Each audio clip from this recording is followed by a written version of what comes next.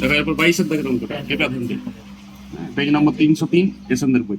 দেখো 1/x এর derivative তুমি কি করে করবে? আজ থেকে তুমি এটা সূত্র দেয়া নাই বই, তুমি মুখস্থ করতে হবে। সূত্র ছাড়া এতবার অ্যাপ্লিকেশন আমাকে সূত্র চাই। এটা অ্যাকচুয়াল তুমি ডেরিভেটিভটা সূত্র যা বলেছে -1 এর ডেরিভেটিভ, মানে পাওয়ারের ডেরিভেটিভ হচ্ছে -1 x এর আর -1 আর আফটার ডেরিভেটিভ x এর 1 হয়, তাহলে -x - 2 হচ্ছে।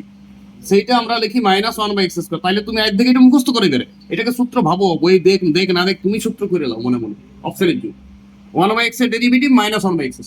তাহলে বলো এখানে তো x এই আছে, বাকিগুলো দেখো ধ্রুবক পদ বটে, বাকিগুলোর দিকে মাথা খারাপ করো না।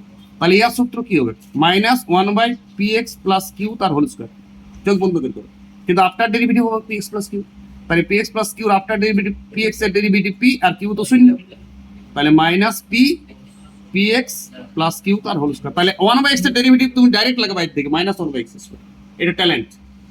ডেরিভেটিভ করতে গেলে ঝড় আসবে, ঝড় খাতায়। তাহলে 22 দাগের অঙ্কটা অপশন কোনটা এসছে?